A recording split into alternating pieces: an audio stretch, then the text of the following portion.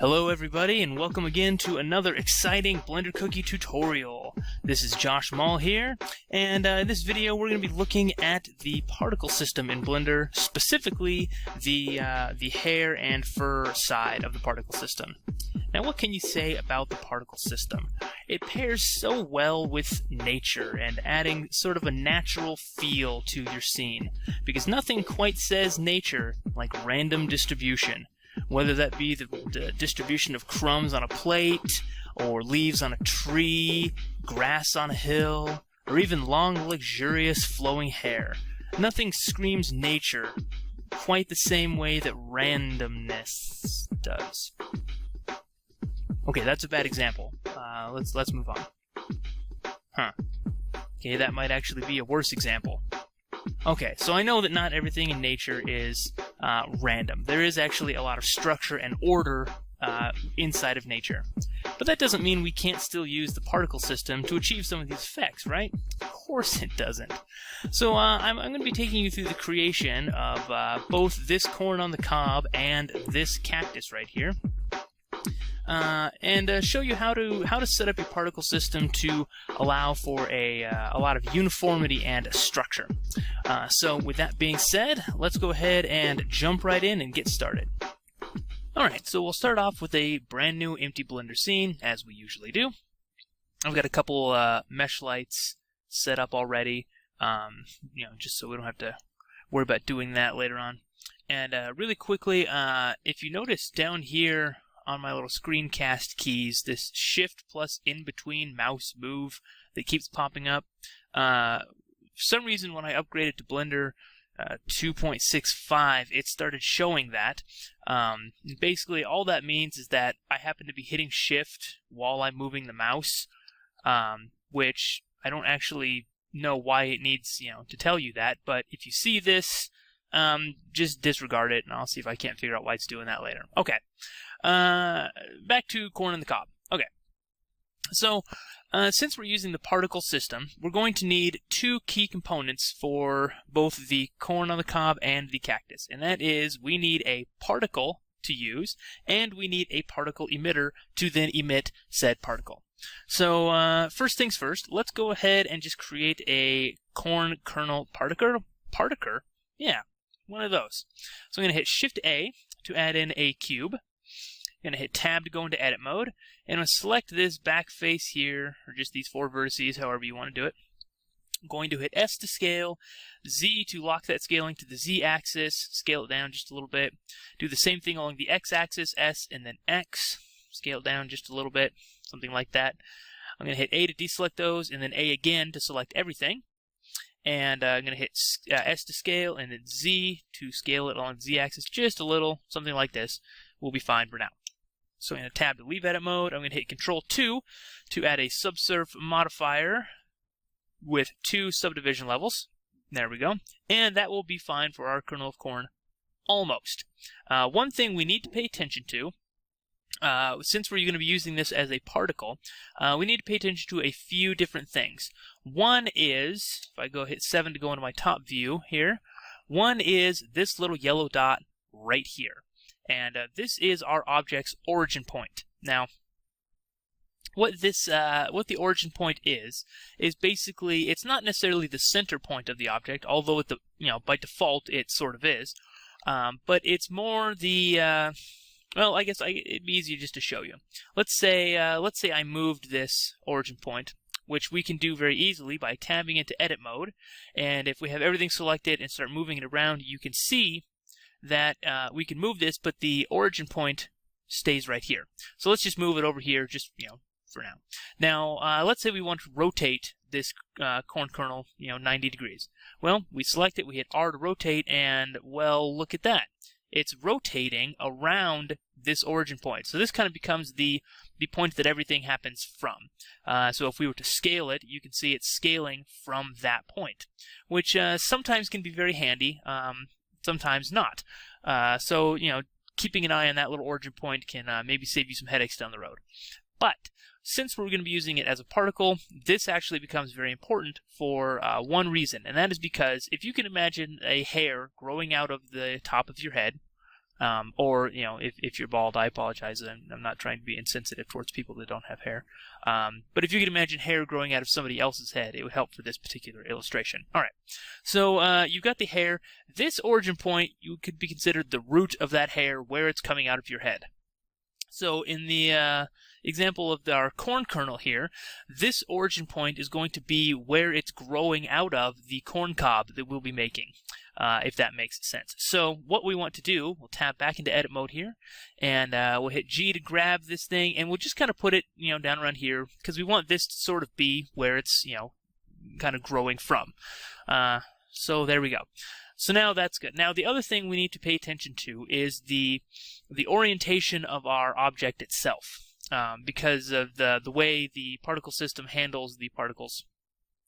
This needs to be aligned a certain way along the certain axes in order to be done correctly, at least to save some hassle. Now the way that I found that works, that I like to use, is if I hit 7 to go into top view mode. While in top view mode, if I imagine, you know, up on the screen being the top of the object, down on the screen being the bottom of the object, and looking at it, you know, at its front, this is the way I like to set it up. You know, if for example we had this, you know, let's say rotated like something like this. Even if we had the origin point set up in the right spot, it's, you know, the orientation of the object is all goofy and it will not grow correctly. So this is just the way that I found to that I use is this orientation, to where I'm looking, if I'm in top view mode, I'm looking at the front of the object with the top of the object towards the top of the screen, the bottom of the object towards the bottom of the screen. That just saves me a lot of headaches down the road, which I've had many of using the particle system. Okay, enough of that. We got our corn kernel created, origin point in the right place, and oriented the right way. So, since it's, you know, good to go, first off I'm just going to add a smooth shader to it, just so it, you know, isn't quite so blocky. And I'm just going to go ahead and hit M and move it to another layer, just so it's out of our way for right now. Okay, so now we need an emitter object. Now for this, you know, it's a corn on the cob. We have the corn, now we need the cob. So I'm just going to hit Shift A, going to add in a cylinder, and just for the sake of this tutorial, I'm going to keep the vertices around the cylinder at 20, and I'm also going to change the cap fill type to nothing, just so it's a hollow cylinder, something like that. Okay, I'm going to hit 1 to go into front view mode, hit G, and just kind of grab this. Hit Z to move it up along the Z-axis, just so it's up off the grid floor a little bit. It's a little easier to see what we're doing. All right. So this is, you know, this is a good starting point. And if we were doing just a random distribution of corn kernels on this object, this would be as far as we really need to take the emitter itself. You know, we could add the particle system, set it to randomly distribute all over this thing, and we'd have little lumpy corn kernels popping up all over at random. But since that is not what we want to do, we need to do a few more things to get this set up. First off, I'm going to hit Tab to go into edit mode, and Z to toggle wireframe here, just so I can kind of see what I'm doing a little better. First off, since this is going to be the corn cob, we don't want it to be quite so thick. You know, unless you really want like really fat corn, which I guess is up to you. But for me, I'm not going to have it be quite so thick around. So I'm going to select this top. By the way, I hit B to bring up that box select tool. And you can just click and drag around what you want to select. So with this top one selected, I'm going to hit G and then Z. Just pull it up along the Z axis. Something like that. Okay. Now, the way we're going to be doing this, setting up the particle system, in fact, you know what, I'm just going to show you so it makes a little bit more sense rather than trying to explain it and then do it anyway. So, with that being said, we'll hit Tab to leave edit mode, and we'll go up to our Particles tab up here, and we'll hit this little plus sign to add in a new particle system. And we're going to change this from emitter to hair, even though we're not actually going to be making a hairy corn cob, unless, of course, that's what you particularly want to make, in which case, you know, knock yourself out. But we're going to be using the hair system, but rather than rendering out hair, we're going to be telling it to use that corn kernel object that we selected, or we created earlier. Now, the first thing that you can see here is, you know, by default, we have these hairs growing out of all the different faces at a very randomly distributed way, which is, is handy if you want a very random look. But since we don't, we need to make a few more adjustments on our particle settings over here. The first thing we need to do is click on this Advanced tab, which, as you can see, gives us a few more options and changes a few of these settings around to give us a little bit more control over, the particle system as a whole. And the first thing we're going to do is change this from the emit from option from faces to verts. And now you can see, rather than emitting from just the faces in general, it's now only emitting from vertices on the object, which instantly gives us a lot of uniformity and structure because, normally, especially on something, that's just a very basic shape, the vertices are very uniform and structured in of themselves. So this is basically what we're going to be doing is setting this up so that we have, the vertices where we want them so that our corn grows the way we want them to grow. And since we're pretty much at that phase, let's go ahead and change this from rendering hair particles to rendering out the corn. So if we scroll down our particle system settings here, we go down to this Render tab. We can change this from path to object. And now we can tell it to use this cube that we created our corn kernel from. And there we go. Now, I know what you're thinking. You're thinking, hey, those are rotated incorrectly. I thought you went through this whole big spiel, so this wouldn't happen. Well, I'm not done yet. First thing I'm going to do is click this rotation tab here so that we can have access to these. And I'm going to switch this the orientation here from velocity hair to normal, and now we have the corn kernels growing out how they should. The first problem we have, though, is that they're a little too small. If you ever see or look at an actual corn on the cob, the kernels are pretty cramped in there. They're pretty snug. So we need to adjust that before we go any farther, because we need to have our corn about the right size so that we can start adjusting the rest of the rows on this cob right here. So to do that, on our particle system settings here, we'll go to the Physics tab, which is right below the Rotation tab, and we'll just adjust the size of the particle, which does exactly what you would expect. It makes it bigger, it makes it smaller. So we want it to be, again, pretty snug looking, pretty cramped, and something like that will work. Okay. So now that we've got these figured out, we need to fill in the rest of this cob here. Now, since we set it to emit from the verts, the way we're going to do that is by actually adding in more vertices here. But before we do that, I just noticed one thing that's going to throw us off. First off, let me give you a quick tip. When doing something like this, it's very handy to, especially when adding a little subtle variations to size and other things like that, to make sure that the number of particles that are growing from your emitter are the same number of vertices in that object. Like, for example, if we were to tab into edit mode, we can see up here on the right that this shows us that at the moment we have 40 out of 40 vertices selected. If we were to deselect everything up here, we'd have 0 out of 40 selected. But most importantly, we now know that we have 40 vertices in this object. Well, if we look at our particle settings, we currently are growing 1,000 kernels of corn out of 40 vertices, which is not really necessary. So let's just change that down to 40 for the sake of this, and you'll notice we lost a couple here. Something's happened. Well, the reason for that is this random option is selected. So it is growing them out of these vertices, but it's doing it randomly. So some of them have none, some of them have 2 or even 3. So if we uncheck that, now you can see every vertice now has a particle, and that's what we want. Okay, so that's just a quick tip for getting that set up. Let's save real quick. Okay, so let's add in some more vertices here. Now, the easiest way to do this is to just add in a whole bunch of edge loops up and down this thing. So to do that, we'll hit Control R. We'll just scroll up a bunch of times till we have a whole bunch of edge loops, something like this. And you may notice that we don't actually, it didn't add any particles to it. And that's because we need to tab out of edit mode to sort of refresh the particle system, which we can do. Okay, now you can see it's added corn kernels all over the thing. It's a little bit, goofy looking. In fact, it's got kind of this weird little spiral pattern going on a little bit here. So, and that's because, we only have 40 corn particles now growing out of 360 vertices. So let's adjust that really quick. Adjust that to 360. Okay, there we go.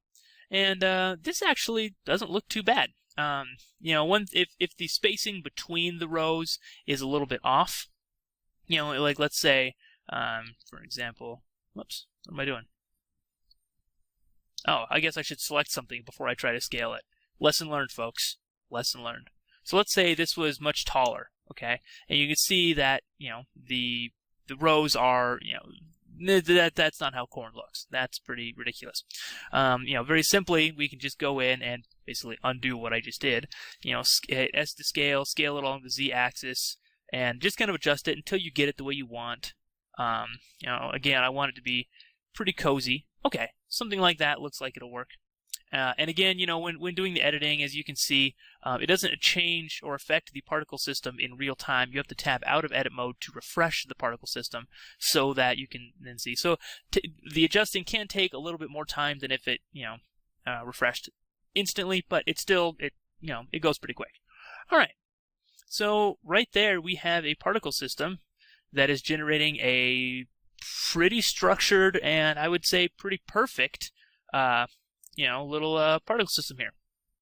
The only thing that you may notice, and I'm not actually sure why this is yet, we have this little empty spot right here, and we can double check. You know, if we go back into our tab back into edit mode, we do in fact have 360 vertices, and we do have 360 particles, and random is not checked. And to be honest, I don't actually know why it's doing that yet. If you end up with an empty one, you know, one thing you can do is you could play with the seed value over here. Maybe. Maybe not. Maybe it doesn't make a difference. I'm not sure. You know, but I had the same problem on my corn that I did earlier. I just rotated it around so that you didn't see it, basically. The only downside is that this does in fact mean that one of these corn kernels is doubled somewhere on our corn cob, because we do have 360 corn kernels, and since one isn't here, it is around somewhere in this little area here. But for the sake of this, it's probably going to be okay. All right. And by the way, if anybody knows why it's doing that, feel free to leave it in the comments so that I will know and everybody else will know, so that if it happens again, we can fix it. Okay. Well, we have this set up with a, you know, very perfect structure. But, you know, like I was saying, nature does offer a lot of structure and order, but it's not quite so perfect. You know, there is a lot of variation and sort of, I guess, chaos within the structure. So I'm going to show you a couple ways that you can sort of add that in using the particles. Oh, excuse me. Using the particle system, using not the particle system, and then I'm going to show you really quickly how to set up a material to add to our corn, to even add a color variation within there. So really quickly, let's check this out. Now, one thing about this right now is all the corn kernels are exactly the same size, and that is not very realistic. So the first thing we'll do is we'll adjust that. Now, over here down in our physics panel on our particle settings, we have our size that we adjusted, and then right below we have this random size, which if we scale this up, you can see pretty much exactly what that does.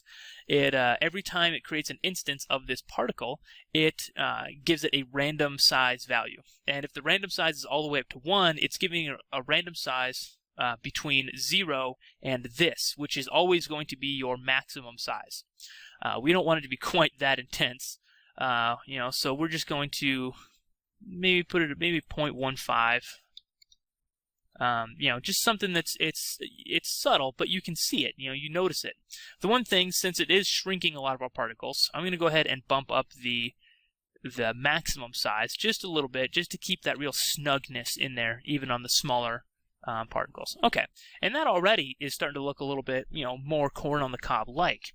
But you know, these rows are still perfect. You know, perfectly shaped, perfectly straight.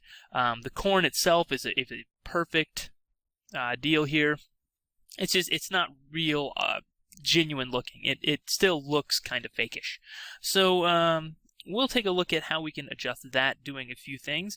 One thing about using the emit from Verts option is that we now know if we, well, first off, let me Then we go over to my Modifiers tab, click this little eyeball on our particle system here so we can hide this.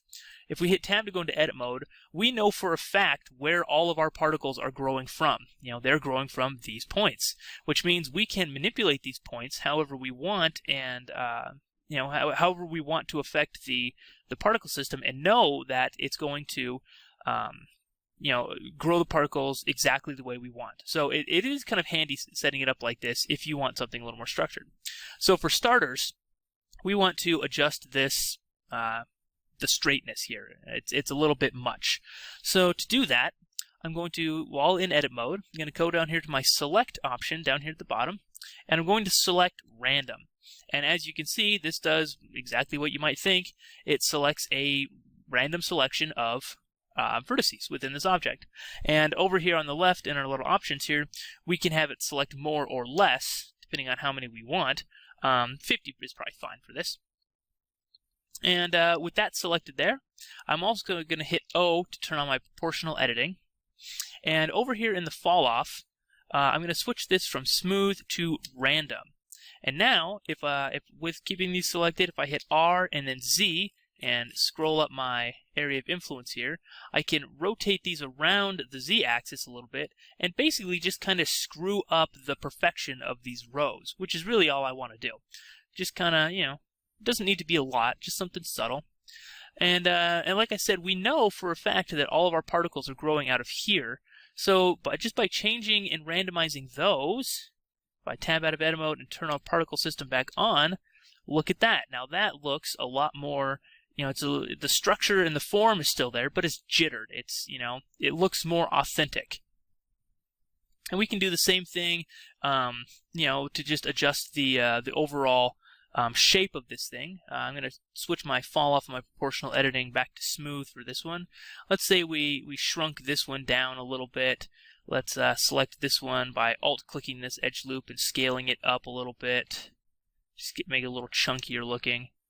Okay, that's looking pretty good. We got some of our gaps back in here, and you notice that one thing is that down here, they're a little bit, the gaps are more obvious, and up here it's a lot more smushed, I guess is the way to put it.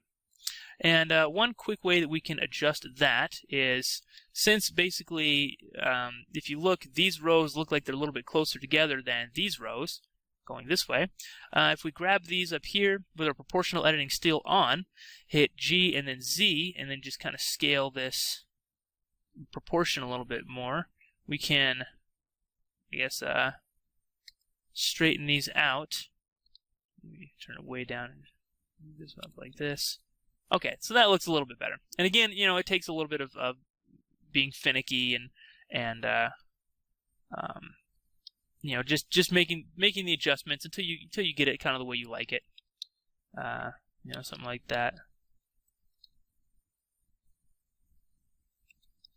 Now that'll be fine for right now. We do have a lot more gaps in here, so I'm just going to go back to our size and bump it up just a little bit more, just to really smush those things together. Okay, so that right there that's pretty good looking corn on the cob. It's got a lot of the structure and the order while still maintaining sort of that chaos and random variation that comes in nature. But let's really quickly, just for the sake of the tutorial, take this one step further and actually set up a material on this that will give a random color variation to each kernel. And this is actually very simple to do in Cycles. It's probably very simple to do in Blender Internal, but I don't know how to do it in Blender Internal, so I'm going to show you how to do it in Cycles. With that being said, let's make sure that our render engine up here is set to Cycles if it isn't already.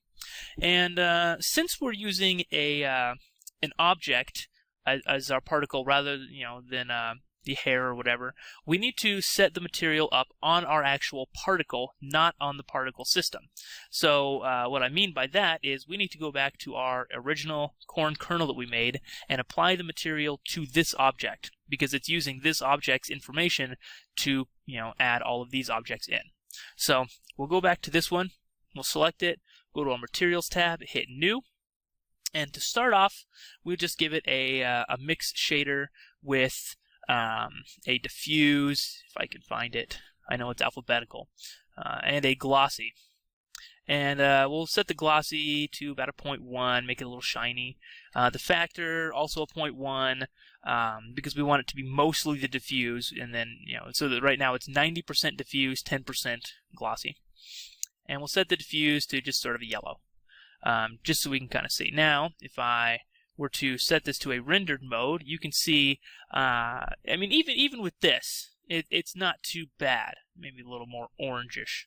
I mean, that's actually not too bad. You could easily get away with this as your material. I mean, it's convincing enough. But since we're already we're looking at some sort of random variation stuff in here, let's take it that one step further. So I'm going to drag up this little corner here and split my view. I'm going to set this view to be a node editor. And as you can see down here, I have my my material nodes that are representing basically what we created over here. So we've got our diffuse and our glossy being mixed together at a factor of 0.1 and then going to our final material output node. So we're going to add 2 more nodes. And the ones we're going to add, if I hit Shift A down in the node editor here, I'm going to go to search, and down in search I always have this color ramp node. If it's not there, you can just start typing. Well, I mean, you should probably spell it correctly, but color ramp. And the reason I find that in the search option is because I don't know where to find it. If anybody can tell me where to find it, I assumed it would be in color.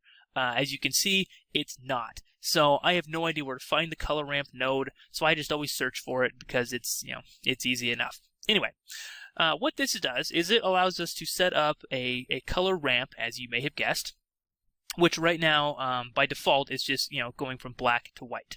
So let's change this. We'll select this black one over on the left, click our color box here, and we'll change this to sort of that rich corn yellow. We'll click over here on this right side. We'll change this one to sort of like, I don't know, a pale yellow. Something like that. And if we drag this color option over to our color here, and let's say we render this guy out again, you might notice, well, it doesn't look like anything changed. I mean, it's maybe a little bit paler than it was. And that's because of this factor value right here. What it's doing at the moment is it's using this color ramp, and it's sending the information based on this factor, which right now is 0.5. So it's sending the color that's right here in the middle. You can see if we move the factor around, it goes to this really intense one all the way at the one side, and it goes to the very light color all the way at the other side. Well, it's not, it's not that random. It's still just all one color for each kernel. So we need to add one more node in. So we'll go down here, we'll hit Shift A, and we'll go to the input section, and we will input object info. And object info has this handy little point here called random. And we can drag this to the factor. And now what this is going to do is anytime an object is in the scene that uses this material, it's going to randomly pick a point along this color ramp and send that to our color information for our diffuse. So if we were to render this out right now, you can see we have a lot of color variation in all of our kernels. And, it might be a little bit much. You can go and adjust, maybe make this a little bit more yellowy, less orange. Something like that. But, I mean, that looks pretty good. If you look at an actual corn on the cob, there is subtle variations within the corn itself. And if you really wanted to get fun, you could, take this color, set it to like, like a dark orange brown, and get one of those cool corn you see, during Thanksgiving all the time. I don't actually know what they call it, but, we all know what we're looking at here. So it allows you to do that very simply rather than having to go in and either assign materials to each individual one or create, maybe 4 or 6 different kernels, each with a different material color, and then using them as a group rather than an object on a particle system, because for one, this allows you to change it completely on the fly. If you had to do it the other way, you would end up having to go through and adjusting each one if you wanted to make any changes. So anyway, there we go. That is a very quick little fancy material shader for, that's really handy for these particle systems if you need a lot of random color. This is really handy for like, sorry, that made a lot of noise there. I just bumped my mic. for doing like a grass or tree leaves, where you want them to all be basically the same color, but adding a subtle variation to each blade of grass or leaf just really helps to add a lot of authenticity and a lot of realism where it might not otherwise have been there. Okay, so with this being said, this looks pretty much finished. But what about if you want to create a particle system like this, but you don't want a particle on every single vertex? You know, like obviously here our corncob it's using every vert that it has and applying a particle to it. But what if that's not what you want? Well, to look into that, let's check out this this cactus. I'm going to collapse this view down here, and I'm going to go to a new layer. And let's take a look at using these same techniques, but maybe, you know, not putting a particle on every vertex and being a little bit more specific about where we want the particles to go. So again, like with the last one, we're going to need a particle and an emitter. So we'll start out, we'll go to just an empty layer. With Shift A, and I'm going to bring in a cone, and I'm going to set the vertices down to 3. Because we just, you know, very simple little triangle cone is all we really want. And I'm going to adjust this radius so that it's nice and thin, because, you know, we're making, you know, needles, so they don't need to be real thick. They also don't need a lot of geometry, you know, since, okay, that looks fine. All right.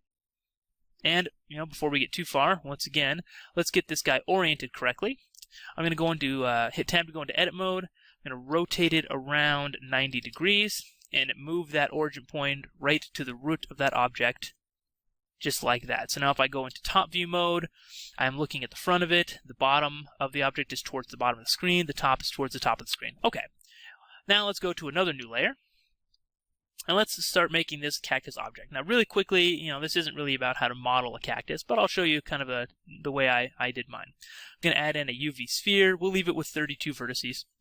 And I'm going to hit tab to go into edit mode. Hit Z to toggle wireframe and A to deselect everything. And I'm going to delete these bottom vertices down here, just because, you know, we're not going to really need them. I'm also going to select everything, hit S and then Z to scale it along the Z axis, just to get a little bit more of a elongated shape. Okay, now we want sort of to make sort of like ridges, and to do that, I'm going to basically, let's see,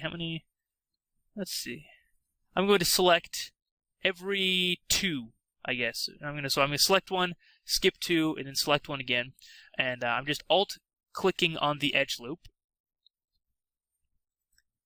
So I'm just going to do this. Go all the way around the object, and okay, I ended up not quite how I wanted, but I could put that side on the back if I want. Okay, so with these selected, I'm going to leave my proportional editing turned on, and I'm going to hit Alt S, and this is, if I turn the influence down, you can see it's going to allow me to either pull those out or shrink them in.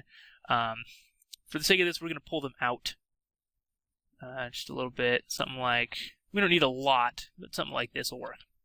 Okay, let's add a smooth shader on that, and let's add a subdivision surface modifier as well. Okay, that'll work for this. And I'm just going to, with the object selected, hit G and the Z, just pull it up out of that grid floor. Kind of looks like a ghost almost, doesn't it? Anyway, alright, so that'll work. Now, if we were to use the same method, you know, if we go to our particle settings here, create a new particle system, change it from emitter to hair, click on advanced, emit from verts, uncheck random. I mean, you know, we're getting pretty much the same result that we had, but we don't want all of these needles. We want the needles to be in very specific places. Well, the way that we're going to do that is by using this option all the way down here of the vertex groups, which you can assign a vertex group to control various options of the particle system. Now, what is a vertex group, you're saying? I will show you. If we select our object here, which I'm going to, again, go back to our modifier stack, hide our particle system modifier, just so it's not constantly in the way. But if we click on our object, I think it's object data tab, yeah, over here, we have this, this vertex groups tab. So, well, first off, we'll just go ahead and click that plus to add in a new vertex group. We'll just name this needles, or, you know, you can name it pancakes if you want, doesn't really matter, just as long as you know what it is. Okay, so the way a vertex group works is we can, if we go into edit mode, we can assign certain vertices to these vertex groups, and then use that information to basically tell the particle system where to affect certain settings. For example, if we only want, like let's say, I'm going to hit Control-C here. Let's say we only want needles to show up on these ridges that we made. We don't want them anywhere inside these little canyon gaps here. We just want them in these ridges. Well, what we can do is we can select all of those ridges, and over here we'll make sure our needles vertex group is highlighted, and we can hit assign, and we want to leave the weight up to 1 because this is going to be basically how strong this vertex group affects that vertices. So if we had this weight down here, we could assign them to the vertex group, but it would only be affecting it a little bit, which we don't want. We want it to be affecting, at least for this instance, all the way at 100%. So with those selected, we can hit assign. And now if we deselect everything, and with this needle still selected, we hit select, it shows us what's in that vertex group, which are the ones we just added, and that's what we want. Okay, so we can hit tab to leave edit mode, go back to our particle settings, and I guess we should turn it back on visually so we can see what we're doing here. And for starters, let's tell it to use that needle object that we created. So we'll go back down here to the render tab, click on object, get our drop down menu here, and we want to add that cone object. And there we go, there we have the needles. Okay, but again, we still have needles coming out everywhere. Well, we can very, very easily now adjust this by going down here to our vertex group option, and under density, we'll hit this drop down menu which shows all the available vertex groups on the object, which we only have the one called needles, or pancakes if you're that guy. And now you can see that we now only have the needles growing out of those vertices that we added to the vertex group. So this gives us a lot of really good options for being very intentional about where we're putting the object or the particles. Now we can go much further on this and add a lot of variation, much like we did here. I'm going to show you a couple of other techniques since, again, not all these needles are going to be the same size. We can very easily, again, adjust the size here, get them as big as you want, and adjust the random size. Something, I'm going to turn this up a good amount. Now, we still have a lot more growing out of here than what we want. But we are going to want multiple needles growing out of each point, but it's hard to see them. Well, if we go back up here to our rotation tab on our particle settings, turn that on, we can then adjust some of these random settings. Actually, I think first off, let's switch this velocity hair to normal. There we go. Okay, I'll turn these back down again. Okay, so with this set to normal, we can adjust this randomness, and you can see right there, it's basically randomly assigning a rotation to each object, which in this case means we get this cool little fan out effect, fanning out from that little central point. And that's about what we want. We could adjust this rotation here, but in this particular instance, it's not really going to matter because it's anyway, yeah. So right there, we've got a pretty decent looking little deal. The only thing is these needles look a little bit thin. We could go into the size and adjust the size, but I don't want the needles to be real long. I just want them to be a little thicker. So instead, we'll go back to our needle object that we created. Hit tab to go into edit mode, Z to toggle wireframe. We'll select these, and we'll just scale them up a little bit, just so it's a little chunkier. Okay, now if we go back, we can see the needles are a little bit more intense. And you can spend more time making a nicer looking needle. Obviously, these are just, little triangular spikes that are popping out. But that right there, that's not too bad of a cactus. We could really quickly create a circle, hit tab to go into edit mode, E to extrude, Z to lock along the Z axis, scale this out, E to extrude and just scale it up. E to extrude, Z to lock it along the Z axis, E to extrude and then scale it down, and then extrude it down along the Z axis one more time. Just to give it something that looks a little more interesting. Okay, hit Control-2 to add a subsurf modifier to that. We'll add a couple edge loops with Control-R, just to give our, just to make it a little more fun. Okay, something like that, and that looks fine. And, we need some dirt there, so we'll hit, oops, not tab, we'll hit Shift-A, we'll add in another circle, scale it up so it fits inside the top of this thing, move it up here, and then for this we'll just, we'll extrude, and then scale this way down. We don't actually need to merge these in the center because you won't see them. And then we'll just add a whole bunch of edge loops in here, which we can now go into our Modifiers tab, add in a displacement modifier. On our texture, we'll hit New, and we'll turn the strength down just to add a little bit of lumpiness to that, add a smooth shader. Okay, so right there we got ourselves a nice little cactus. Just because I'm picky.